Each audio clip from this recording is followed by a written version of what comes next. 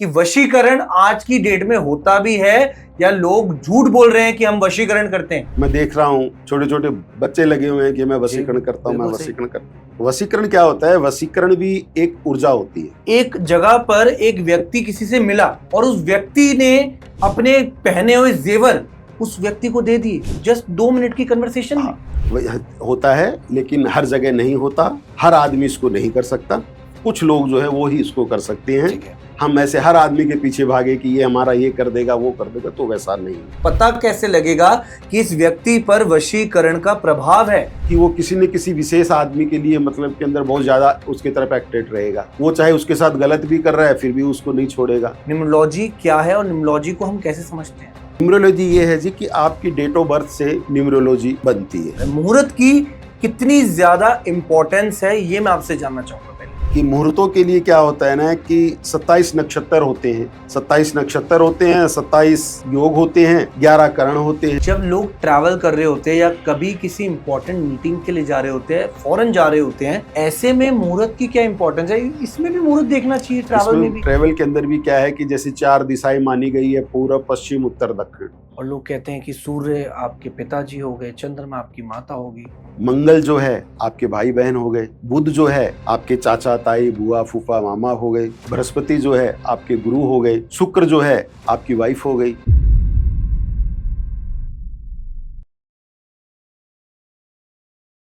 Hello everyone, welcome to our podcast. तो देखिए आज का जो हमारा पॉडकास्ट होने वाला है, again it's a very special episode, क्योंकि आज जो गेस्ट हमारे साथ स्टूडियो में मौजूद है उनका नाम है संतोष भार्गव जी। अब देखिए उनकी जो विशेषता है, yes he is a astrologer, और उनका जो ज्ञान है वो है 30 साल का ज्ञान। ये जो एस्ट्रोलॉजी का एक्सपीरियंस है उनका, आज हम इस पॉडकास्ट में जानेंगे। क्योंकि देखिए काफी पॉडकास्ट हमने देखे हैं जिनमें लोग काफी अजीबोगरीब बातें कर रहे हैं, जिसमें लोगों को पता ही नहीं है कि रेमेडीज देनी क्या है, वशीकरण क्या होता है, कुंडली क्या होती है, प्लैनेट किस तरीके से आपके जीवन में अप एंड डाउन लाते हैं, लेकिन रियलिटी क्या है आज हम कोशिश करेंगे इस पॉडकास्ट के थ्रू जानने की।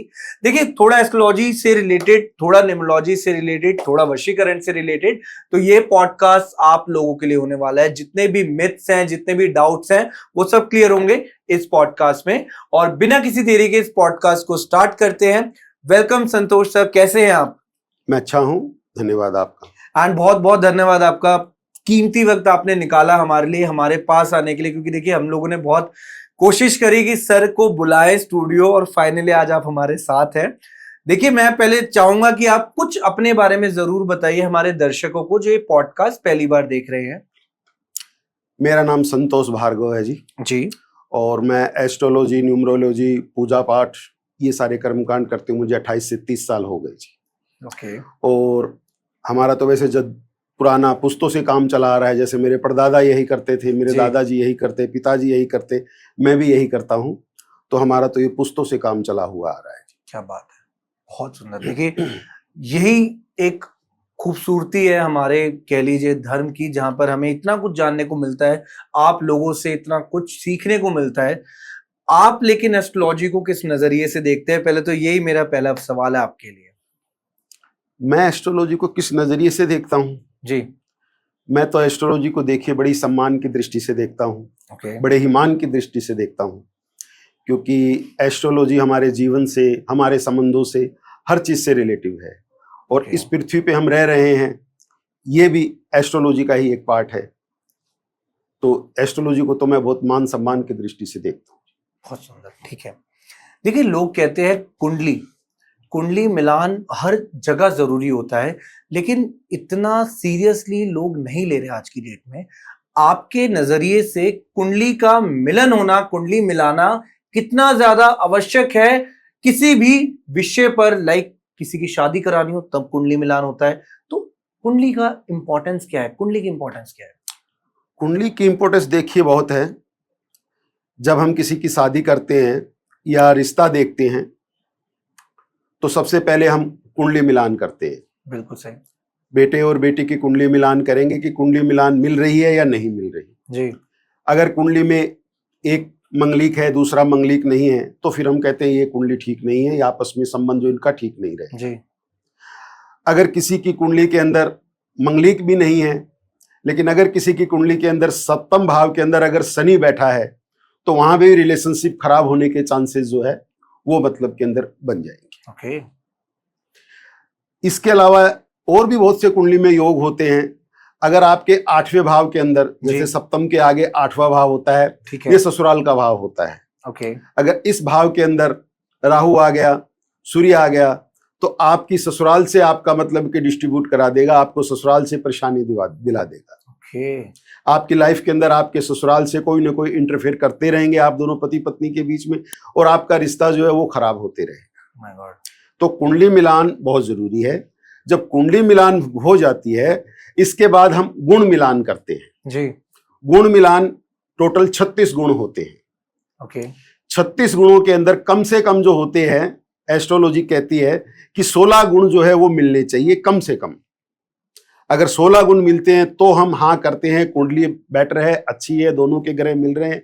अगर 16 गुण मिल गए तो हम कहते हैं आप ये रिश्ता आगे कर लो, आपका जीवन सही रहेगा, आप दोनों का पति पत्नी का ठीक रहेगा, बच्चे खुश रहेंगे।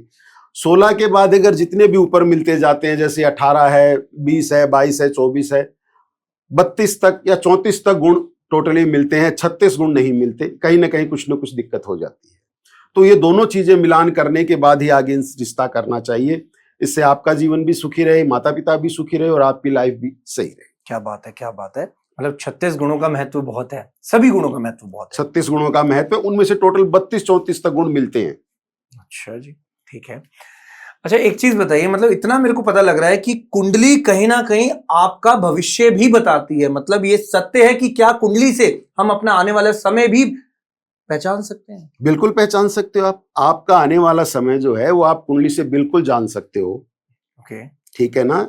उसके भाई कब क्या होने वाला है, ये आपका जैसे एक रोड मैप है जी। कि भाई जैसे मान लो हमको यहाँ से दिल्ली से हमें मथुरा जाना है, तो रास्ते में ये स्टेशन आएंगे, यहाँ यहाँ हम करेंगे। वही आपके जीवन के अंदर भी है कि भाई कुंडली के अंदर आपकी पढ़ाई कैसी होगी, आपका कैरियर कैसे बनेगा, आप जॉब करोगे या आप अपना खुद का व्यापार करोगे, आपकी संतान कैसी होगी, आपकी जो मैरिज लाइफ है वो आपकी कैसी रहेगी, आपके माता पिता से संबंध कैसे रहेंगे, आपके छोटे भाई बहनों से संबंध कैसे रहेंगे, बड़े भाई बहनों से संबंध आपके कैसे रहेंगे।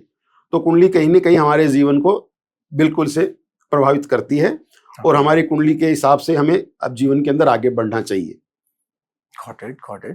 संतोष जी, एक चीज मेरे को बताइए, कुंडली इतनी ज्यादा एक्यूरेट है, एस्ट्रोलॉजी इतनी ज्यादा एक्यूरेट है, फिर भी एक ही समय पर एक ही तारीख पर एक व्यक्ति पैदा हो रहा है और उसी के साथ कई व्यक्ति पैदा हो रहे हैं, राइट? फिर भी सबका जीवन अलग अलग क्यों है? ये बहुत अच्छा प्रश्न आपने किया है। बहुत से लोग इस प्रश्न के लिए कंफ्यूज भी रहते हैं। लेकिन देखिए, बात ऐसे है कि सीधी सी बात है कि आपने या बहुत से जो एस्ट्रोलॉजर होते हैं या तो वो क्या करते हैं कि खाली एक कुंडली से प्रेडिक्शन कर देते हैं जी। आपने किसी को डेट ऑफ बर्थ भेजी, उसने आपकी जन्म कुंडली बनाई और उसी से उसने बता दिया आपके बारे में जो कुछ है। लेकिन हमारी जन्म कुंडली के अंदर कम से कम 16 कुंडलियां होती है। ओके। 16 कुंडलियां हमें देखनी पड़ती है, तब जाकर किसी के बारे में हम बता सकते हैं। 16 कुंडलियों के अलावा भी एक कुंडली होती है ऐसी जो तुरंत बदल जाती है। कैसे? वो ऐसे बदलती है, उसको D60 कुंडली हम बोलते हैं जी। D60 कुंडली जो है वो कुछ मिनटों के बाद ही चेंज हो जाती है। अगर कोई जुड़वा बच्चे भी पैदा हो रहे हैं तो जुड़वा बच्चों के अंदर भी कम से कम 2 से 5 मिनट का गैप रहता है, 2 से 5 मिनट का फर्क रहेगा। बिल्कुल सही, बिल्कुल सही। 2 से 5 मिनट का फर्क रहता है। अब 2 से 5 मिनट का जैसे ही फर्क आता है, D60 जो कुंडली होती है उसके अंदर सारे ग्रह चेंज हो जाते हैं। अब पहले बच्चे की कुंडली के अंदर जो ग्रह था वो अच्छे इस खाने में बैठा था, इसकी कुंडली जब बनेगी तो हो सकता है वो नेगेटिव खाने में चला जाए। बिल्कुल सही, बिल्कुल सही, पॉसिबिलिटी है, ये पॉसिबिलिटी है। ये पराशर ऋषि जी ने पराशर ज्योतिष के अंदर ये चीज बताई हुई है कि D16 कुंडली जो है इससे देखा जा सकता है कि 2 जुड़वा भाई है, उनके अंदर क्या हो सकता है, क्या उनकी लाइफ हो सकती है। अगर हम उनकी लगन कुंडली देखेंगे तो एक ही नजर आएगी, लेकिन फिर भी उसके अंदर हमें डिफरेंस पता चल जाएगा D60 कुंडली के अंदर। इसके अलावा भी माहौल सबसे बड़ी चीज होती है। जी। अब एक ही समय दो बच्चे जन्म लेते हैं, एक किसी बहुत बड़े लीडर के घर जन्म ले लिया, नेता के घर जन्म ले लिया, या कोई बहुत बड़े बिजनेसमैन के घर जन्म ले लिया। दूसरा भी उसी समय बच्चा जन्म लेता है, वो किसी मध्यम वर्ग में कह सकते हैं, मिडिल क्लास में कह सकते हैं, उसने जन्म ले लिया। अब दोनों का माहौल अलग अलग हो गया जी, दोनों का हिसाब चेंजिंग हो गया। अब उसे वैसी लाइफ मिल रही है, वो बड़ा होके हो सकता है बड़ा लीडर बन जाए, बड़ा नेता बन जाए, बड़ा बिजनेसमैन बन जाए, क्योंकि माहौल वैसा है। ये जो बच्चा है, इसको भी सुख वैसे ही मिलेंगे, लेकिन इनके सुखों में थोड़ा अंतर आ जाएगा। हो सकता है ये किसी मोहल्ले का पार्षद बन जाए, काउंसलर बन जाए, ठीक है, या अपनी कोई बिजनेस करेगा या अपना कोई काम कारोबार करेगा तो छोटे रूप में करेगा, लेकिन उस काम के अंदर भी ये बच्चा जो है मालिक वो भी है, लेकिन थोड़ा सा माहौल भी कहीं ना कहीं मतलब के अंदर ये चीज हो जाती है। तो आप ऐसा नहीं कह सकते कि एक समय में बच्चे का जन्म हुआ तो वो दो तरीके कैसे हैं, उसके अंदर बहुत फर्क हो जाता है, उसके अंदर बहुत समस्या। बहुत सुंदर, ठीक है। अच्छा, एक चीज बताइए, एस्ट्रोलॉजी को लोग आज के नजरिए से बहुत अलग तरीके से देख रहे हैं, लेकिन एक सबसे बड़ा क्या एक ऐसा मिथ है, मतलब क्या एक ऐसी बात है जो बहुत ही ज्यादा लोग भ्रमित है उसको लेकर, एस्ट्रोलॉजी को लेकर, क्या कोई ऐसी बात आप बता सकते हो?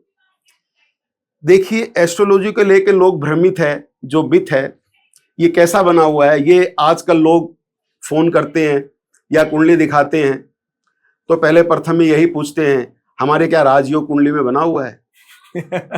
ये सत्य है, बिल्कुल सही बात कही आपने। अब राजयोग तो कुंडली में मानो बना हुआ है, 1% हम मान लेते हैं राजयोग कुंडली में बना हुआ है, लेकिन वो राजयोग कुंडली में बन गया तो अगर आप घर पे बैठे रहोगे तो वो राजयोग ने काम थोड़ी करना, नहीं करेगा, बिल्कुल नहीं करेगा। राजयोग ने काम नहीं करना। भाग्य जो है ये लंगड़ा होता है, भाग्य जो है ये लंगड़ा है। अगर आपकी किस्मत के अंदर बहुत अच्छे योग बने हुए हैं, बहुत बढ़िया आपकी किस्मत है, लेकिन जब तक आप उसे कर्म की बैसाखी नहीं दोगे तब तक वो भाग्य आपका काम नहीं करेगा। अगर आपका राजयोग है तो आपको कर्म भी साथ साथ में करना पड़ेगा, लंगड़े भाग्य को कर्म की बैसाखी से आपको चलाना पड़ेगा, और जिस दिन आप कर्म की बैसाखी से उसे चलाओगे वो आपका भाग्य जो है साथ देना शुरू कर देगा। दूसरी चीज एक ये भी है साथ साथ में कि कर्म और भाग्य जब दोनों मिलते हैं तभी कोई ना कोई इंसान कहीं ना कहीं मतलब के अंदर पहुंचता है, एक चीज से कहीं नहीं पहुंच पाता। आप चाहे जितने मर्जी काबिल हो सकते हो, जितने मर्जी मेहनती हो सकते हो, जितनी मर्जी आप कोशिश करते हो, हार्ड वर्किंग भी आप पूरी करते हो, लेकिन अगर आपका कहीं ना कहीं भाग्य साथ नहीं दे रहा है तो आप कहीं नहीं पहुंच पाओगे, जहां हो वहीं आप गोल गोल घूमते रहोगे। बहुत सही बात की। और अगर भाग्य आपका साथ दे रहा है तो आप अगर काबिल भी नहीं है, अगर आप हार्ड वर्किंग है तो आप कहां से कहां पहुंच जाओगे जिसकी कोई सीमा नहीं है।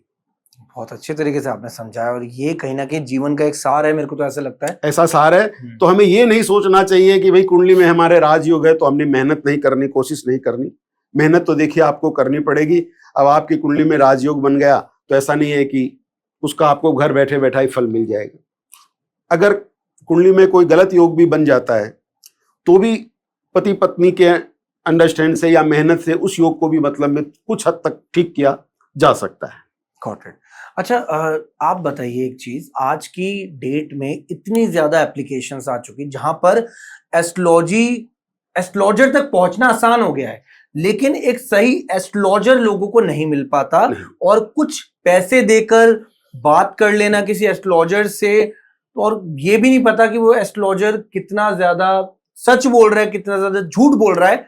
आपके नजरिए से एक सही एस्ट्रोलॉजर की क्या पहचान होती है? सही एस्ट्रोलॉजर की तो देखिए पहचान आप उसके साथ व्यवहार करके ही पता कर सकते हैं। ओके, ठीक है ना। अब कई एस्ट्रोलॉजर ऐसे भी होते हैं, वो सिर्फ प्रिडिक्शन दे देते हैं जी, आप ये उपाय कर लो, ये उपाय कर लो, ये उपाय कर लो। कई बार उनसे वो बैठता नहीं, फिर वो कहते हैं आप ये पूजा कराओ, आप उज्जैन चले जाओ, वहां पे आप पितृदोष शांति करवा के आओ, आप हरिद्वार चले जाओ, वहां पे आप ये कर्म करवा के आओ। तो वो जो चीज है वो मतलब के अंदर सही नहीं है। आपको एस्ट्रोलॉजी और कर्म कांड का जब तक ज्ञान नहीं होगा तब तक आप मतलब के अंदर सही एस्ट्रोलॉजर नहीं माने जा सकते। बिल्कुल सही बात, बिल्कुल। कर्म कांड भी आपको साथ साथ में आना चाहिए। ठीक है। और देखिए, एस्ट्रोलॉजी के साथ साथ हम बात करते हैं रत्नों की, जेमस्टोन्स की। हाँ जी। जेमस्टोन्स पहनने से क्या मेरी किस्मत बदल जाएगी अगर मैं कोई भी जेमस्टोन्स पहन लूं?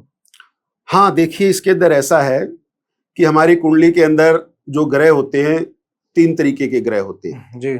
एक ग्रह होता है वो 3 तरीके से हमें प्रभावित करता है।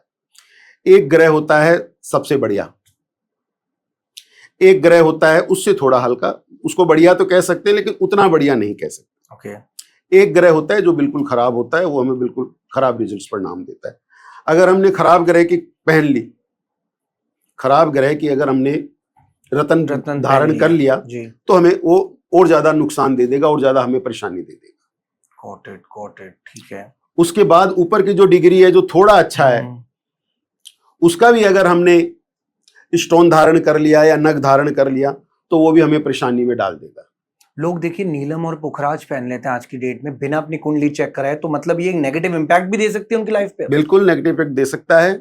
अगर आपने नीलम बिना कुंडली चेक कराए पहन लिया तो कहीं ना कहीं आपका एक्सीडेंट हो सकता है, कहीं ना कहीं लड़ाई झगड़ा हो सकता है, आपको रात को बुरे सपने आ सकते हैं, और कोई ना कोई रिश्ते रिलेशनशिप में अगर है तो उसमें आपको दिक्कत आ सकती है। 9 रत्नों के अंदर बाकी रत्न भी साइड इफेक्ट देते हैं, लेकिन सबसे ज्यादा नीलम जो है ये आपको परेशानी ज्यादा देता है, ये तुरंत रिजल्ट देता है। इसलिए जिसको फिट होता है नीलम कुंडली के हिसाब से, उसको भी हम नहीं कहते, उसको भी हम पहले कहते हैं कि पहले आप नीलम लेकर आओ, उसके बाद आप एक नीले कपड़े के अंदर आपकी दाहिने हाथ की भुजा के अंदर आप इसको बांधो, 3 दिन आप बांध के रखो। अगर आपकी किसी के साथ लड़ाई नहीं होती है, आपका एक्सीडेंट नहीं होता है, अगर आपको बुरे सपने नहीं आते, उसके बाद आप इसे गोल्ड में बनवा के आप इसे पहन सकते हो, उससे पहले आप उसे नहीं पहन सकते। और ये भी एक तरीका है उसको टेस्ट करने का, उसको टेस्ट करने का। नीलम जो है, अगर एस्ट्रोलॉजर या कोई भी बोल दे आपको नीलम सूट करता आप पहन लो, फिर भी आपको उसको टेस्ट जरूर करके पहनना चाहिए। 3 दिन तक उसको नीले कपड़े के अंदर बांध के आप अपनी भुजा के ऊपर बांध के रखिए। अगर वो 3 दिनों के अंदर आपके साथ कोई घटना ऐसी नकारात्मक या कोई नेगेटिव चीज आपके साथ हो जाती है तो फिर आपको वो नहीं पहनना चाहिए। गॉट इट, ठीक है, आई गॉट माय आंसर। और ये सच बात है कि नीलम इंस्टेंट रिजल्ट्स कहीं ना कहीं इंस्टेंट रिजल्ट देता है कहीं ना। ठीक है। अच्छा, आपके एक्सपीरियंस से कोई ऐसा आप स्टोन सजेस्ट कर सकते हो कि मतलब अगर आपने ये पहन लिया तो इजीली आपकी लाइफ में चेंजेस होंगे पॉजिटिव? कोई भी एक ऐसा स्टोन आप रिकमेंड कर सकते हो? नीलम ही स्टोन ऐसा है जो आपकी लाइफ को चेंजिंग कर सकता है तुरंत, इजीली और तुरंत इंस्टेंट रिजल्ट नीलम ही देता है बाकी स्टोनों से। लेकिन इसके अंदर भी वही है कि मैं अभी नहीं बता सकता कि आप नीलम धारण, हाँ नीलम बेस्ट होता है, सबसे बेस्ट रंग स्टोन जो माना गया है, तुरंत फल जो देता है वो नीलम ही देता है। और कैसे पता लगेगा कि फेक स्टोन कौन से हैं और रियल स्टोन कौन से हैं? रत्नों की पहचान मैं कैसे करूं? इतने ज्यादा मार्केट में ऑप्शंस हैं, मुझे अगर खरीदना है रत्न अपनी कुंडली के हिसाब से, मैंने आपको कुंडली दिखाई, मेरे को आपने बता दिया कि शुभ ये वाला रत्न आप खरीद लो, पहचान कैसे करूं मैं? देखो शुभ जी, बात ऐसे है कि पहचान की ऐसे है कि आजकल तो देखो लैब हो गई, लैब टेस्टिंग नग मिल जाते हैं कि भाई इसके अंदर कितनी क्या है, क्या सारा कुछ उसमें दिखा हुआ होता है, वो करीब करीब एक्यूरेट होती है, सही होती है। दूसरी जो पहचान की बात होती है, तो जो ओरिजिनल नग होंगे, जो सही नग होंगे, वो थोड़े धुंधले टाइप में होंगे। उसमें उतनी चमक नहीं होगी, उसमें उतनी लाइट नहीं होगी। अंदर आप देखोगे तो कुछ ऐसे आपको दिखेगा जैसे कुछ धुंधले टाइप में है, जिसको हम कह सकते हैं ट्रांसपेरेंट या पारदर्शी उसके अंदर नहीं होगी, वो रियल है, वो रियल है। और जिसके अंदर मान लीजिए कि आपको पारदर्शी है, बिल्कुल ट्रांसपेरेंट आपको दिखाई दे रही है, वो कहीं ना कहीं जाके थोड़ा सा मतलब के अंदर इफेक्ट उसके अंदर। तो ये पहचान है बेसिकली, ये नगों की पहचान है। दूसरी, अगर नीलम है, नीलम की पहचान ऐसी है कि जैसे दूध के अंदर हमने नीलम डाल दी तो उसके अंदर से नीली नीली किरणें निकलनी मतलब के अंदर आपको दिखनी शुरू हो जाएगी। क्या बात है? हाँ बिल्कुल, ये बात है। ये चीज आप डाल के देख सकते हैं, दूध के अंदर उसके नीली नीली किरणें निकलनी शुरू हो जाएगी। रत्नों में ताकत तो है, बहुत ताकत है रत्नों में, इतनी ताकत है, बहुत ज्यादा ताकत।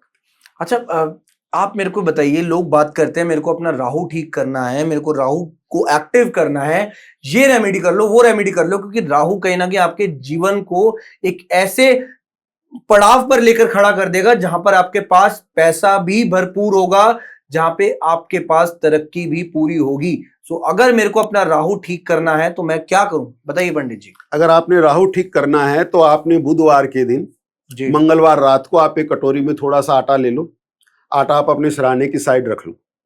सुबह आप उसको जैसे रोटी के लिए गूंथते हैं वैसे आप उसको गूंद लीजिए, गोंदने के बाद उसकी छोटी छोटी 100 गोलियां बना लीजिए, ठीक है, और वो आप जाके किसी नदी या तालाब जहां पर मछलियां हो, उन मछलियों को आप 100 गोलियां रोज खिला दीजिए। मैं कहता हूं राहु आपका क्या, आपके पड़ोसियों तक का राहु ठीक हो जाएगा। नहीं, हमें तो अपना करना है, लेकिन इतनी ताकत है, मतलब ये जो उपाय आपने बताया, ये जो उपाय मैंने बताया, आटे की 100 गोलियां बना के आप राहु वहां डाल दीजिए, बिल्कुल आपका मतलब के अंदर राहु ठीक हो एक जाएगा। तरीके से दान भी हो गया ये, कहीं ना हाँ जी। कहीं दान की प्रक्रिया में भी आए ये तो, क्योंकि हमने खिलाया है ना मछलियों को, मछलियों को तो खिलाया, उसका पुण्य तो मिलेगा। बिल्कुल पुण्य मिलेगा उसका। गॉट इट, ठीक और है। राहु कहीं ना कहीं, जब हम राहु की फोटो देखते हैं, तस्वीर देखते हैं, हम्म, तो कहीं ना कहीं राहु जो है मछली का रूप लिए रहता है, नीचे से मछली बनी हुई होती है राहु की। और यही शायद वो रीजन है जिसकी वजह से आपने बताया। तो मैंने बताया, जिससे आपका वो ठीक रहेगा। चलिए, डेफिनेटली मैं चाहूंगा कि ऑडियंस को अगर ये रेमेडी सुनकर कैसा लगा, और अगर आप ये करेंगे तो डेफिनेटली अपना कमेंट जरूर शेयर कीजिएगा। साथ ही साथ एक और शब्द आता है, ये तो बात होगी एस्ट्रोलॉजी की, आप मेरे को बताइए, हम बात करते हैं वशीकरण के बारे में, हम बात करते हैं ब्लैक मैजिक के बारे में। पहले तो मेरे को ये बताइए कि वशीकरण आज की डेट में होता भी है, या लोग झूठ बोल रहे हैं कि हम वशीकरण करते हैं? नहीं, देखिए वशीकरण होता है, लेकिन हर आदमी नहीं करता। जितने लोग, हर आदमी बोल रहे हैं हम वशीकरण करते हैं, वशीकरण करते हैं, ऐसा नहीं होता। क्या होता है वशीकरण? बहुत से छोटे छोटे मैं देख रहा हूँ, छोटे छोटे बच्चे लगे हुए हैं कि मैं जी, वशीकरण करता हूँ, मैं बिल्कुल सही। वशीकरण करता हूँ। ठीक है, तो वशीकरण होता है, लेकिन वशीकरण क्या होता है? वशीकरण भी एक ऊर्जा होती है। ओके, ऊर्जा 2 तरीके की होती है, एक नकारात्मक ऊर्जा होती है, एक सकारात्मक ऊर्जा होती ठीक है, है। ठीक ठीक है है जी। तो वशीकरण जो आ जाता है, या ब्लैक मैजिक जो होता है, ये नकारात्मक ऊर्जा के अंदर आता है, नेगेटिव ऊर्जा के अंदर आता है। जी। तो ये जो मंत्र वगैरह करके इस नकारात्मक ऊर्जा को कहीं ना कहीं किसी आदमी के शरीर में या बॉडी में या उसके ऊपर मतलब के अंदर इफेक्ट डाला जाता है, कि उससे ये हमारे मन के मुताबिक चले, हमारे मन के मुताबिक कार्य करे, हम जैसा बोले वैसा रहे, जिसको वशीभूत भी कह सकते हैं। और एक और शब्द है, वो मेरे अभी ध्यान में नहीं आ रहा है, जैसे कि आंखों से पहले होता है, वो एक वो शब्द भी है इसके अंदर, तो वो हो सकता है। तो ये ऊर्जा का खेल है सारा वशीकरण, ब्लैक मैजिक जो है ये ऊर्जा का खेल है। मतलब कह रहे हैं कि अब आंखों से देखकर भी वशीकरण हो जाता है? हो जाता है वशीकरण। और पंडित जी एक चीज बताइए मेरे को, भी रिसेंटली ना काफी न्यूज भी ऐसी आई है कि एक जगह पर एक व्यक्ति किसी से मिला, और उस व्यक्ति ने अपने पहने हुए जेवर उस व्यक्ति को दे दिए, जस्ट 2 मिनट की कन्वर्सेशन में। ये आंखों से भी हो जाता है। ऐसा होता है इसका मतलब? हाँ बिल्कुल, इसको क्या तो कहते हैं, इंग्लिश में भी उसका शब्द मेरे ध्यान में नहीं आ रहा अभी, वैसा भी होता है। तो वशीकरण शब्द ऐसा है, मतलब वशीकरण होता है, इतना तो हमें पता चल गया है। होता है, लेकिन हर जगह नहीं होता, हर आदमी इसको नहीं कर सकता, कुछ लोग जो है वो ही इसको कर सकते हैं। ठीक है, हम ऐसे हर आदमी के पीछे भागे कि ये हमारा ये कर देगा, वो कर देगा, तो वैसा नहीं होता है। अच्छा, किस कुछ पर, लोग कर सकते किस पर वशीकरण काम नहीं करते, ये भी बता दो ऑडियंस को। वशीकरण उस इंसान पे काम नहीं करता जिसकी ऑरा जो होती है वो मजबूत होती है। ओके, अगर आपकी ऑरा स्ट्रांग है, मजबूत है, कुंडली के अगर आपके ग्रह पॉजिटिव है, कुंडली के ग्रह बहुत मजबूत बैठे हैं, तो आपके ऊपर वशीकरण काम नहीं करेगा। अगर आपकी ऑरा कमजोर है तो आपके ऊपर वशीकरण काम कर जाएगा, आपके ऊपर वशीकरण हो जाएगा। ऑरा को मजबूत करने के लिए क्या करना चाहिए? ऑरा को मजबूत करने के लिए भगवान का नाम सिमरण है, ओके, पूजा पाठ है, ओके, ये सारी चीजें करनी चाहिए, माता पिता का आशीर्वाद लेना चाहिए, ठीक है, गुरुओं का आशीर्वाद लेना जी। चाहिए, कुछ दान पुण्य जो है वो भी आपको करने चाहिए, क्योंकि दान करने से आपके आने वाले जो संकट है, क्लेश है, वो सारे मतलब के अंदर की कट जाते हैं। एक मूवी आई थी शैतान, मूवी का नाम था। हाँ जी। उस मूवी में बिस्किट खिला के, हालांकि हम बिस्कुट बोलते हैं लेकिन बिस्किट खिला के वशीकरण कर दिया एक लड़की पर। खाने से होता है वशीकरण, मीठा खिलाने से होता है वशीकरण, ये कितनी बात सच है? और लोग कहते हैं 24 घंटे में वशीकरण हो जाता है, उस मूवी में तो 1 घंटे में वशीकरण हो गया।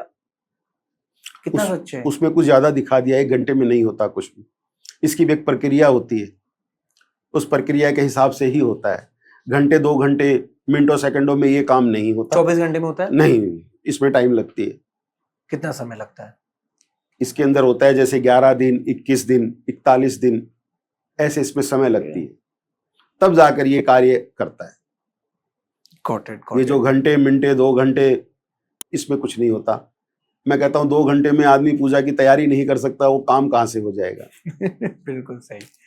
अच्छा, ब्लैक मैजिक किसी व्यक्ति पर हुआ है, वशीकरण हुआ है, पता कैसे लगेगा कि इस व्यक्ति पर वशीकरण का प्रभाव है? कैसे मैं आइडेंटिफाई करूंगा? वशीकरण का प्रभाव है तो मान लीजिए कि आप ऐसे आइडेंटिफाई कर सकते हैं जी, कि वो किसी न किसी विशेष आदमी के लिए मतलब के अंदर बहुत ज्यादा उसके तरफ एक्टेड रहेगा। वो चाहे उसके साथ गलत भी कर रहा है फिर भी उसको नहीं छोड़ेगा। उसकी अगर कोई आप खिलाफ बात करोगे तो वो आपसे लड़ाई झगड़ा करने लग जाएगा, आप पे गुस्सा हो जाएगा, आपसे वो संबंध तोड़ लेगा, लेकिन उससे वो अपना संबंध नहीं तोड़ेगा, चाहे वो उसका बुराई कर रहा है। और जिसके ऊपर ब्लैक मैजिक हुआ हो वो अकेला रहना पसंद करेगा, किसी के साथ रहना बिल्कुल पसंद नहीं करेगा, सर के अंदर उसके दर्द रहेगा, बॉडी में उसके पेन रहेंगे, रात को उसको नींद नहीं आएगी, सारी रात करवटें बदलता गुजार देगा, और घर के अंदर जैसे ही आएगा लड़ाई है, झगड़ा है, परेशानी है, ये बना लेगा। खाने के ऊपर वो बिल्कुल नहीं बोलेगा ये अच्छा नहीं बनाया, वैसा नहीं किया, ये वैसा नहीं किया। तो ये ब्लैक मैजिक के कुछ साइन है जिससे आप पता कर सकते हैं कि इस पे ब्लैक मैजिक हुआ या नहीं।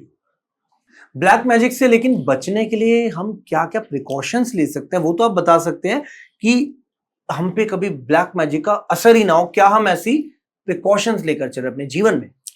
देखिए, ब्लैक मैजिक से बचने के लिए सबसे बड़ी प्रिकॉशंस है कि आप हनुमान चालीसा का पाठ जो है वो आप रोज करिए। हनुमान चालीसा का पाठ करते रहेंगे तो आपके ऊपर ऐसी चीजें जो है इफेक्ट नहीं करेगी। जैसे कहते हैं भूत पिचास निकट नहीं आवे, महावीर जब नाम सुनावे। सत्य है, बिल्कुल। तो अगर आप हनुमान चालीसा का रेगुलरली आप अगर जीवन के अंदर उनका पाठ करते हैं, हनुमान चालीसा, संकट मोचन और बजरंग बाण, इनका पाठ करते हैं तो आपके ऊपर कभी भी ऐसी चीजें जो है वो आपको इफेक्ट नहीं देगी, कभी वैसी चीजें आपके ऊपर प्रभावित नहीं करेगी आपको। और अगर आपको लगता है कि आपके ऊपर कुछ ऐसी हो गई है, कुछ ऐसी नेगेटिविटी आ रही है, तो आपने क्या करना है, एक पानी वाला नारियल लेना है, उसको एंटी क्लॉकवाइज आप अपने सर के ऊपर से 7 बार घुमा के आप उसे हनुमान जी के मंदिर में चढ़ा सकते हैं। क्या बात है। दूसरा उपाय आप ये कर सकते हैं, काली माता के मंदिर के अंदर आपने जाना है और काली माता के मंदिर में जाके आपने 108 नींबू की माला बनानी है। ठीक है। और वो आप काली माता को पहना सकते हैं।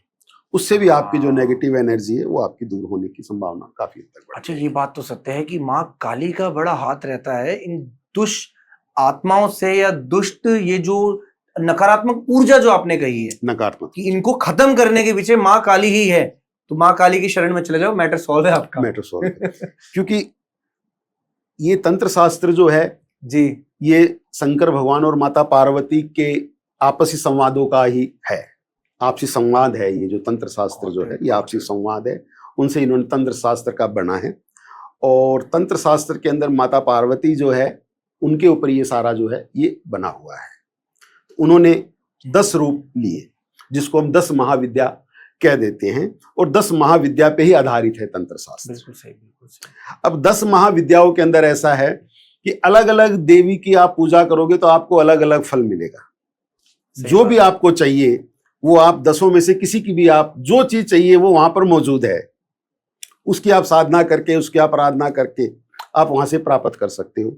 ये अलग बात है कि आप वहां से नेगेटिव प्राप्त करते हो या पॉजिटिव प्राप्त करते हो, वो आपके ऊपर है, वो आपके ऊपर है। आप एक चीज बताइए, यहाँ पर जो व्यक्ति काला जादू करवाता है या वशीकरण किसी पर करा रहा है, लेकिन उसकी नीयत, उसकी इंटेंशन प्योर नहीं है, नेगेटिव है उसकी इंटेंशन, तो उस व्यक्ति के साथ क्या होगा भविष्य में? क्या क्या कहना चाहेंगे आप?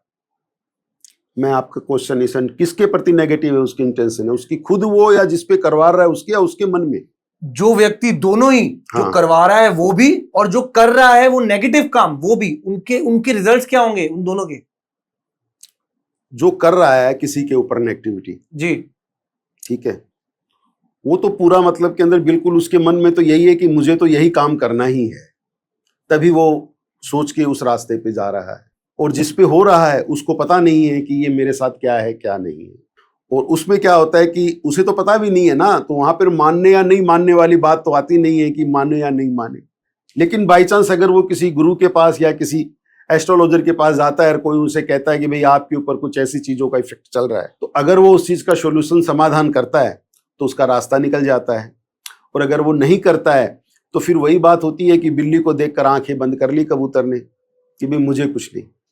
तो फिर उसमें भी एक पॉजिटिव पॉइंट है कि कई बार ऐसा भी होता है कि आप कुछ नहीं होता, आप बिल्कुल निकल जाते हो साफ। आपने लोगों की कोई दिक्कत सहायता के लिए कभी वशीकरण करा है किसी अपने?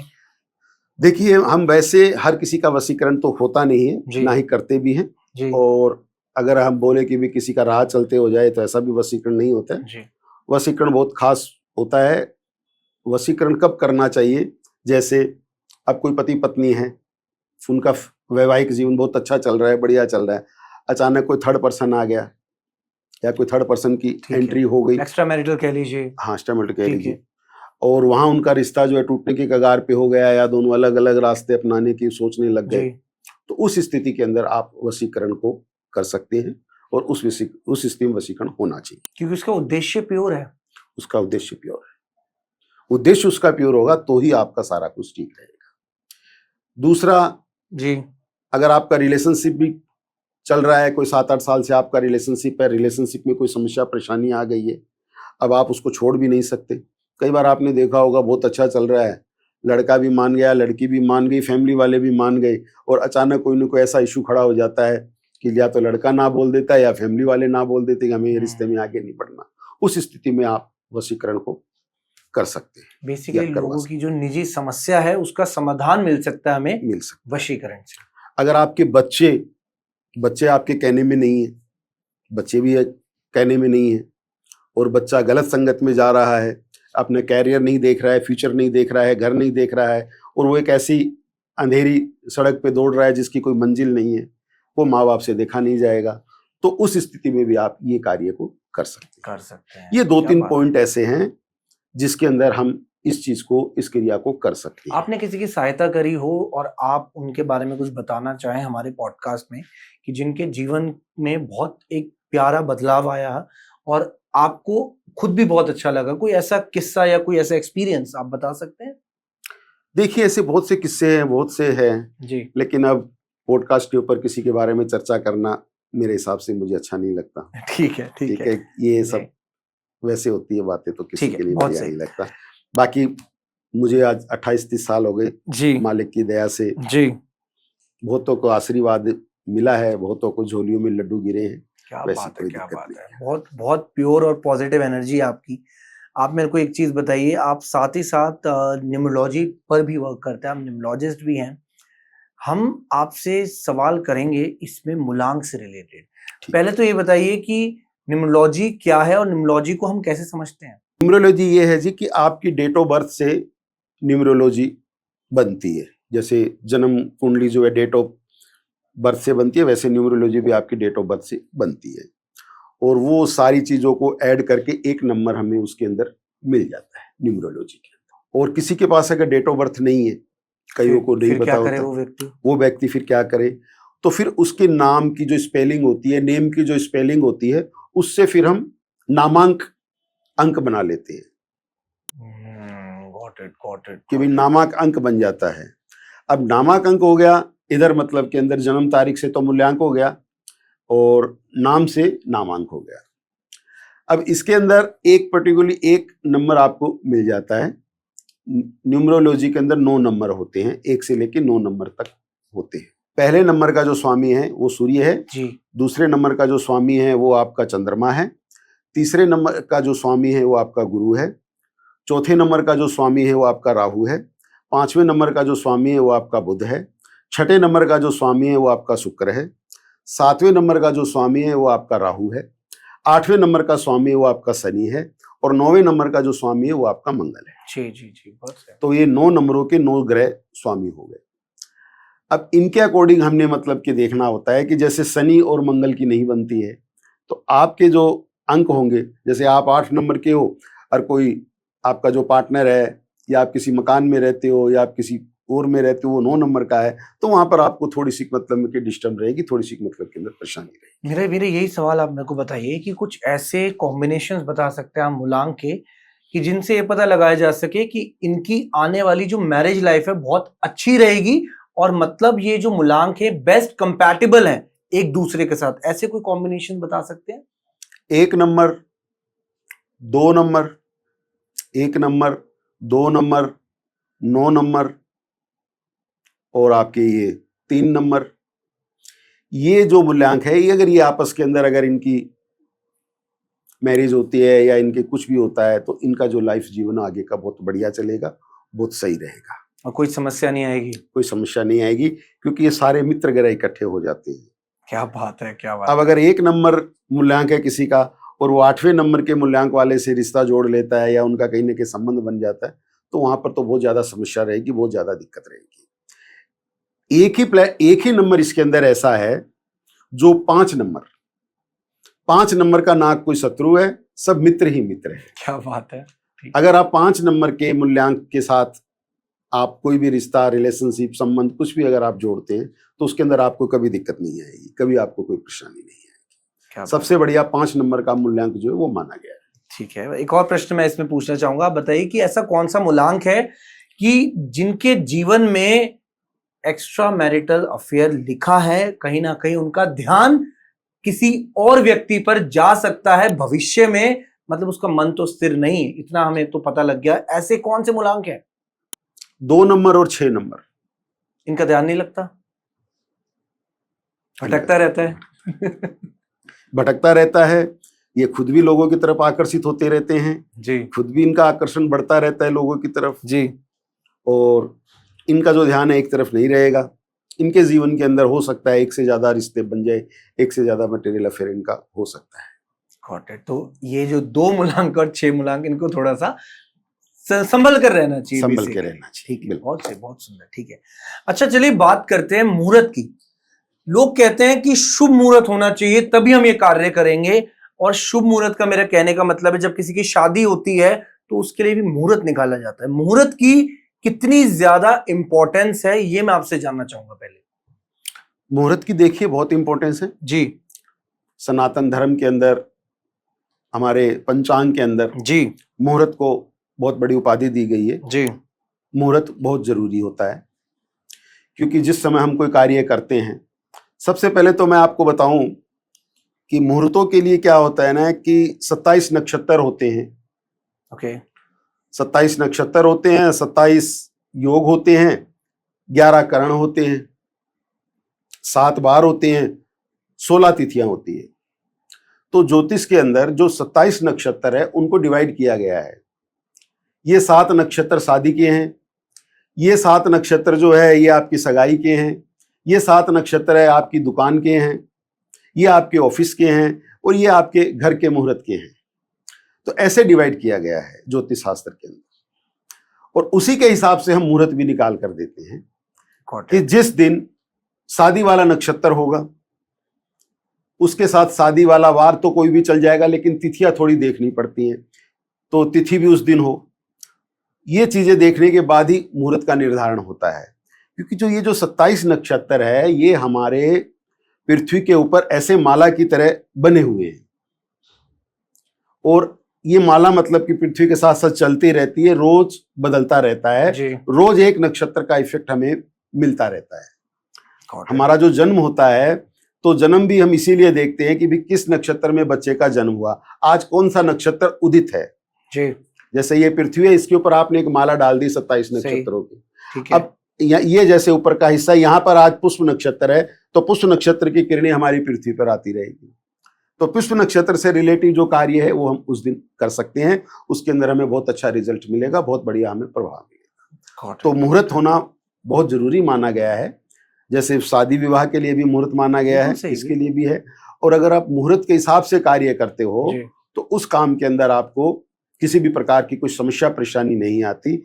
जैसे भगवान विष्णु का जो सुदर्शन चक्र होता है वो सारे प्रकार के पाप दोष तापों को काट देता है, वैसे जो मुहूर्त होते हैं वो भी ऐसे ही होते हैं। क्या बात है, क्या बात है, बहुत सुंदर। अच्छा, जब लोग ट्रैवल कर रहे होते हैं या कभी किसी इंपॉर्टेंट मीटिंग के लिए जा रहे होते हैं, फॉरेन जा रहे होते हैं, ऐसे में मुहूर्त की क्या इंपॉर्टेंस है? इसमें भी मुहूर्त देखना चाहिए, ट्रैवल में भी? हाँ बिल्कुल, ट्रैवल में मुहूर्त देखना चाहिए। ट्रैवल के अंदर भी कैसे मुहूर्त देखना चाहिए? ट्रैवल के अंदर भी क्या है कि जैसे 4 दिशाएं मानी गई है, पूर्व पश्चिम उत्तर दक्षिण। इन दिशाओं के अंदर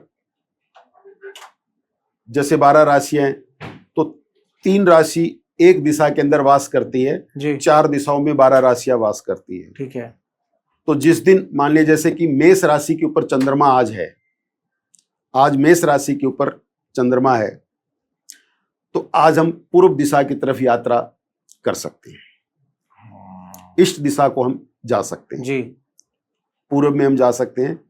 और पूर्व के अलावा आप उत्तर को भी आप जा सकते हो, क्योंकि पूर्व में अगर आप जाते हो तो सामने आपके चंद्रमा है, लेकिन अगर आप उत्तर को जाओगे तो आपके दाहिने हाथ की तरफ चंद्रमा आ गया, तो ये भी आपका बहुत शुभ माना गया है, ये भी आपका बढ़िया माना गया है। लेकिन आप आज सोमवार के दिन साउथ नहीं जा सकते, क्योंकि साउथ में अगर जाओगे तो आपको लेफ्ट हैंड का चंद्रमा मिलेगा, तो बाएं हाथ का चंद्रमा शुभ नहीं माना गया। मंडे को आप पश्चिम दिशा में भी नहीं जा सकते, वेस्ट में भी नहीं जा सकते, क्योंकि वेस्ट में आप जाओगे तो आपके पीछे का चंद्रमा आ गया, तो पीछे का चंद्रमा होता है वो भी खराब होता है। तो ऐसे ही करके ये चंद्रमाओं की रनिंग चलती रहती है। जैसे मेष का चंद्रमा है, पूर्व दिशा को आप यात्रा कर सकते हैं। वृक का चंद्रमा आया, आप साउथ में जा सकते हैं। मिथुन का चंद्रमा आया, आप वेस्ट में जा सकते हैं। कर्क का चंद्रमा आया, आप उत्तर में जा सकते हैं। तो ये चीजें देखनी चाहिए, ये चीजें आपको देखनी चाहिए। ये देखेंगे आपकी यात्रा सफल होगी, जिस कार्य के लिए आप जा रहे हैं उसके अंदर आपको वृद्धि मिलेगी। जो कुछ भी आपका मन की आप इच्छा लेके, आप आकांक्षा लेकर यात्रा कर रहे हैं, उसके अंदर आपको सफल होने का पक्का मतलब के अंदर विश्वास होता है कि आप पक्के उसके अंदर सफल हो। एक और चीज बताइए, आज की डेट में प्रेगनेंसी जब किसी लेडी की होती है, तो साथ ही साथ जब डिलीवरी होती है, तो डिलीवरी के टाइम जब किसी का ऑपरेशन होता है, सी सेक्शन होता है, उसके लिए भी मुहूर्त निकालते हैं लोग। तो ये भी कहीं ना कहीं एक सही तरीका है मुहूर्त को देखने का। हाँ, मैंने भी ऐसा सुना है कि आजकल जैसे ही मतलब के अंदर कि डॉक्टर साहब कह देते हैं या कोई भी है कि भाई ये सीजेरियन होगा या और होगा, तो वो फिर अपने हिसाब से मतलब के अंदर की निकाल लेते हैं। तो सही तरीका है आपके हिसाब से? नहीं, मेरे हिसाब से तो देखो सही नहीं है, गलत है। यहाँ मुहूर्त नहीं, ऐसा कुछ नहीं फॉलो करना चाहिए, जो नेचुरल है वो नेचुरली रहना चाहिए। मेरे हिसाब से ये ठीक नहीं है, ये गलत है। उसका समय तो ऊपर वाले ने तय करा हुआ है, समय के हिसाब से सब चीज चलता है। और साथ ही साथ हमने एस्ट्रोलॉजी को बहुत डीप तरीके से जाना, हमने जाना कि कैसे भविष्य में हमें चीजें आसान बनाती है एस्ट्रोलॉजी। आप मेरे को बताइए, जब किसी व्यक्ति को कैंसर जैसी बीमारी हो जाती है, तो ये भी पता लगाया जा सकता है एस्ट्रोलॉजी से कि इस व्यक्ति के भविष्य में इसको कैंसर होने वाला है। क्या ये सत्य है? मैं आपको बताता हूँ, एक बार मेरे पास बाहर से मेरे कोई फ्रेंड सर्कल में ही थे, उन्होंने कि आप आगे अपने दोस्त की कुंडली मुझे भेज दी। अब मुझे वो कुंडली भेजी, मैंने उनकी कुंडली देखी, और कुंडली देख के उनका जो 8वां भाव आयु का भाव था, उसके अंदर मंगल और राहु साथ में बैठे थे।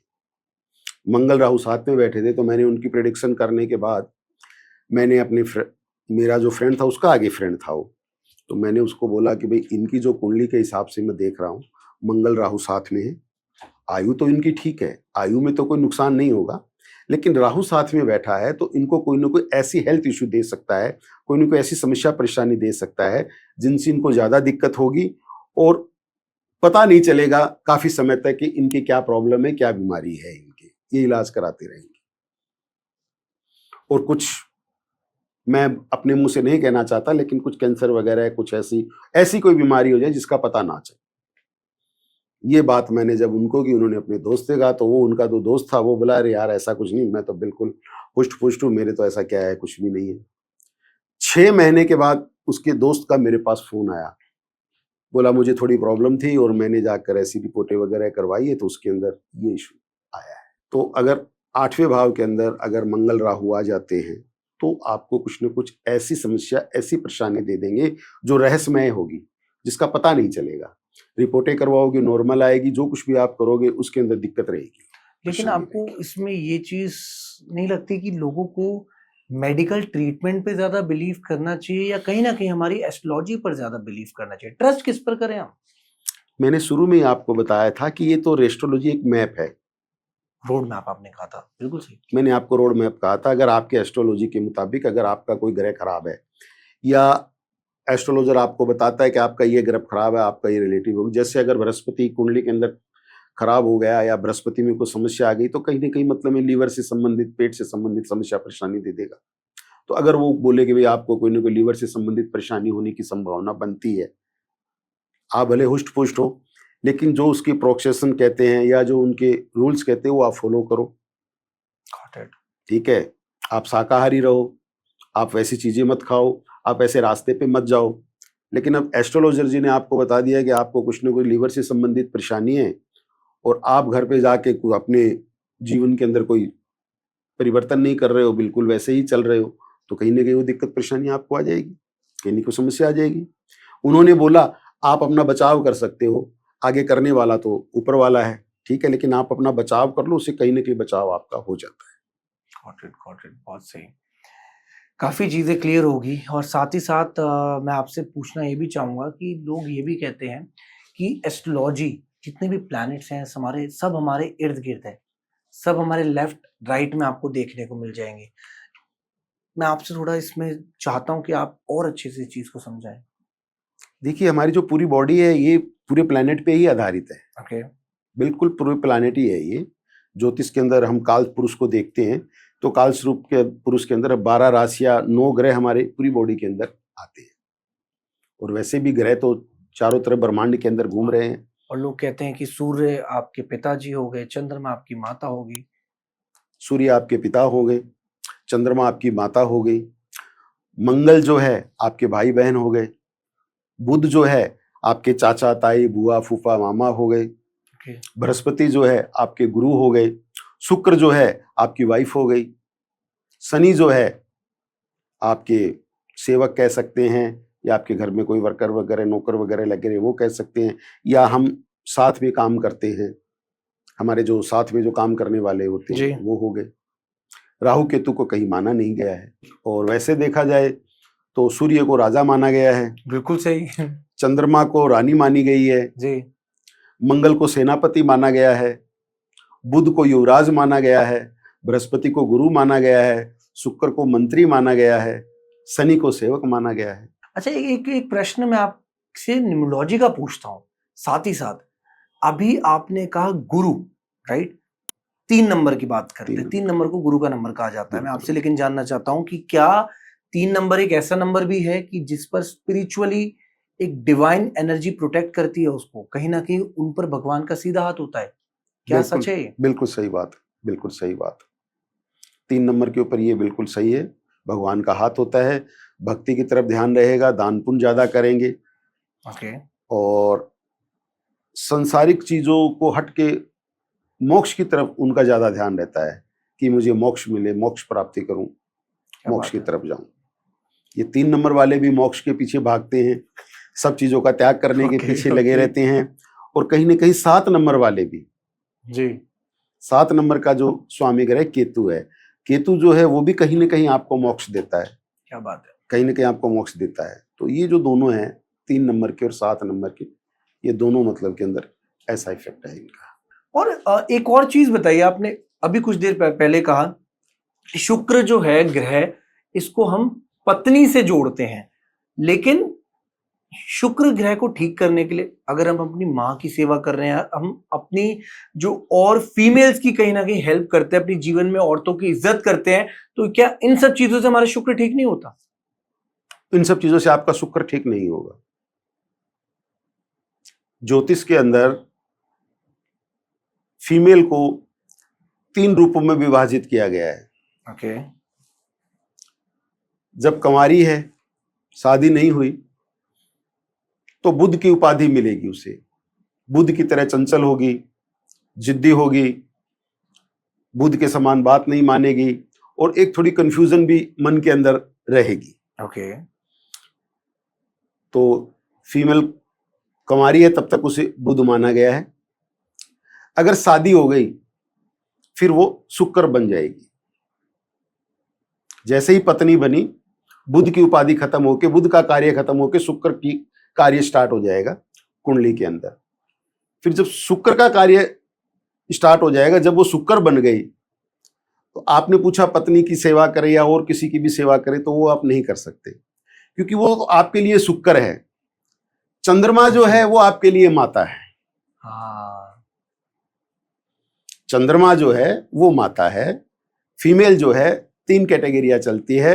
बुध का रूप होता है, शुक्र का रूप होता है, आगे चल के चंद्रमा का रूप होता है। क्या बात है। जिस बेटी की मां से नहीं बनती होगी, माँ बेटी की ऐसे रहती है, मान लीजिए जी जी, अगर वो बुध और चंद्रमा है, क्योंकि बुध और चंद्रमा दोनों शत्रु है। चंद्रमा बुध से शत्रुता नहीं रखता, लेकिन बुध चंद्रमा से शत्रुता रखता है जी। तो माँ बेटियां हैं तो उनके थोड़ा मतलब मिसअंडरस्टैंडिंग ऐसी चलती रहेगी उनके अंदर जी। उसके बाद जब वो शुक्र बन जाएंगी, जब किसी की पत्नी बन जाएगी, जब उसकी शादी कर देंगे, वो शुक्र हो जाएगी, तो थोड़ा सा उनके अंदर वो जो चंचलता है वो चीजें खत्म हो जाएगी, थोड़ी सी उससे ऊपर उठ जाएगी। लेकिन फिर भी माँ बेटी के रिश्ते के अंदर थोड़ी सी समस्या फिर भी चलती रहेगी। माँ उसको बोलती रहेगी तू ऐसे करना, ससुराल में ऐसे करना, वो बोलेगी तुम तो मुझे दबा रही हो, ये कर रही हो, वो कर रही, ऐसे विचारों का टकराव होते रहेगा। कुछ समय बाद जब उसके बच्चा हो जाएगा जी, जैसे ही उसके बच्चा पैदा हुआ, वो खुद भी चंद्रमा बन गई। और चंद्रमा आपस में, और चंद्रमा आपस में एक हो जाते हैं। बच्चा होने के बाद माँ बेटियों का प्यार इतना ज्यादा बढ़ जाता है कि फिर उसके अंदर किसी थर्ड पर्सन की एंट्री नहीं होती। क्या बात है। फिर माँ जो बोलती है वो बेटी मानती है, बेटी जो बोलती है माँ वो चंद्रमा मानता है। तो अगर आपका मान लीजिए कहीं ना कहीं शुक्र खराब है, तो आपको कहीं ना कहीं पत्नी से संबंधित ही आपको उपाय करने चाहिए। माँ बहन का आप उपाय करेंगे तो उसके अंदर आपको मतलब में कोई रिजल्ट्स नहीं मिलेगा। अगर आपको माँ से संबंध ठीक करने हैं, आपने चंद्रमा का हल करना पड़ेगा। अगर आपने बहन है, बुआ है, मासी है, इनका ठीक करना है, आपको बुध का करना पड़ेगा। और आपने शुरुआत में बात करी थी राजयोग की, आपसे मैं जानना चाहता हूं कौन से ऐसे मूलांक हैं या कौन सी ऐसी डेट्स हैं कि इस डेट पर अगर एक व्यक्ति पैदा होता है तो उसके जीवन में राजयोग ही लिखा है। कुछ ऐसे मूलांक भी होते हैं या कुछ ऐसे नंबर्स हैं? नहीं, ऐसा कोई नंबर नहीं होता, लेकिन कुंडली के अंदर ऐसे योग जरूर बनते हैं। कैसे पता लगेगा? जैसे कुंडली के अंदर ऐसा होता है कि जैसे कि बच्चे की जन्म हुआ, कुंडली हमने बनाई उसकी, तो उसके अंदर राजयोग आते हैं। ओके। उसके अंदर ऐसा होता है कि जैसे कि कुंडली के केंद्र भाव होते हैं, पहला, चौथा, सातवां, 10वां। इनके अंदर अगर कहीं भी शनि, बृहस्पति, शुक्र, मंगल, शनि, बृहस्पति, शुक्र, मंगल और बुध अगर ये कहीं भी अपनी राशि में या उच्च की राशि में बैठ जाए तो महापुरुष राजयोग बन जाता है। महापुरुष का मतलब ये होता है कि वो बच्चा प्रधानमंत्री भी बन सकता है, बहुत बड़ा बिजनेसमैन भी बन सकता है, यानी जिस भी फील्ड में जाएगा महापुरुष वाले काम करेगा, यानी सबसे ऊंचे लेवल पे काम करेगा। क्या बात है, क्या बात है। ठीक है। दूसरी चीज, अगर आपका केंद्र का स्वामी त्रिकोण में बैठ जाता है तो भी आपके राजयोग बन जाता है। तो किसी डेट को राजयोग नहीं माना गया है, कुंडली के अंदर ग्रहों की स्थिति को देखकर राजयोग बनता है। बहुत सुंदर, बहुत सही तरीके से आपने समझा और बहुत सरल भाषा में आपने समझाया, देखिए मैं ये कहूँगा। एंड डेफिनेटली एस्ट्रोलॉजी को आज एक अलग नज़रिए से हमने समझा। मैंने बहुत पॉडकास्ट करे हैं जिसमें मैंने एस्ट्रोलॉजर्स के साथ भी बात करी, लेकिन हर बार कुछ ना कुछ नया जानने को मिलता है। मेरे को लगता है एस्ट्रोलॉजी एक ऐसा टॉपिक है कि 1 घंटे में ये चीज़ें कवर नहीं हो सकती, और लोग अपनी पूरी जिंदगी दे देते हैं एस्ट्रोलॉजी को सीखने में, समझने में, और एक्सपर्ट हो जाते हैं। फिर भी वो कहते हैं कि अभी मैं एस्ट्रोलॉजी सीख रहा हूँ। आप भी आज भी मेरे को कहते हैं मैं आज भी एस्ट्रोलॉजी सीख रहा हूँ, बिल्कुल। और जबकि 30 साल का एक्सपीरियंस है, और शायद ये एक्सपीरियंस आज इस पॉडकास्ट में आप लोगों को जरूर पता लगा हो। और मैं बस इतना कहना चाहूंगा कि जब भी आपके जीवन में कोई भी समस्या आए तो जरूर किसी एस्ट्रोलॉजर से कंसल्ट कीजिए, लेकिन हाँ, एक सही एस्ट्रोलॉजर होना बहुत जरूरी है। और हमारा हमेशा कर्तव्य रहता है कि हम ऐसे व्यक्तियों को हमारे प्लेटफॉर्म पर लेकर आए कि जिससे आप लोगों का जीवन आसान हो सके। और संतोष जी की जो डिटेल्स हैं, इंस्टाग्राम, सोशल मीडिया और इनके जो नंबर है, हमने डिटेल्स में डिस्क्रिप्शन में मेंशन कर देंगे। एनी मैसेज संतोष जी जो आप हमारे यूथ को देना चाहें या हमारी ऑडियंस को देना चाहें, प्लीज बताइए। देखिए, मेहनत कीजिए। जीवन के अंदर आपको मेहनत तो करनी पड़ेगी। एस्ट्रोलॉजी जन्म कुंडली के अंदर चाहे जितने अच्छे योग हों, उन्होंने आपको फल नहीं देना है। आपकी मेहनत होगी, वही आपको फल देगी। ठीक है। हाँ, लेकिन इतना है, जैसे कहते हैं सकल पदार्थ है जगमाही, भाग्यहीन नर पावत नाही। यानी हर प्रकार के पदार्थ है, अमृत से लेके जहर तक है, लेकिन जिसके भाग्य में जो लिखा है वो उसे मिलना है। लेकिन मिलना तभी है जब आप उसे कर्म की बैसाखी दोगे, कर्म से आप उसको चलाओगे। ऐसा नहीं है कि ज्योतिष ने, पंडित जी ने बता दिया या एस्ट्रोलॉजर ने बता दिया राजयोग है बेटा, राज करेगा, लेकिन वैसे राज नहीं मिलेगा। आपको मेहनत साथ साथ में आपको करनी पड़ेगी।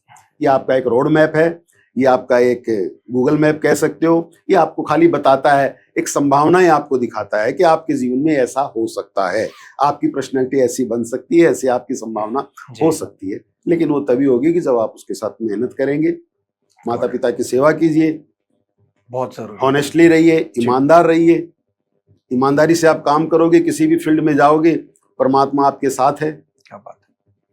और अगर आपके जीवन में कोई भी समस्या परेशानी है तो आपको घबराने की जरूरत नहीं है। मालिक आपके साथ है, परमात्मा आपके साथ है। क्या बात है, बहुत सुंदर। And definitely I hope audience आपको मजा आया हो। और यस, मिलते हैं आप लोगों से फिर से ही एक ऐसे ही अमेजिंग गेस्ट के साथ, एक ऐसे ही थॉट प्रोवोकिंग टॉपिक पर। This is Shubhi signing off from our podcast. Thank you so much everyone, and again thank you so much धन्यवाद। इस पॉडकास्ट में आने के लिए बहुत बहुत धन्यवाद। धन्यवाद। Thank you so much.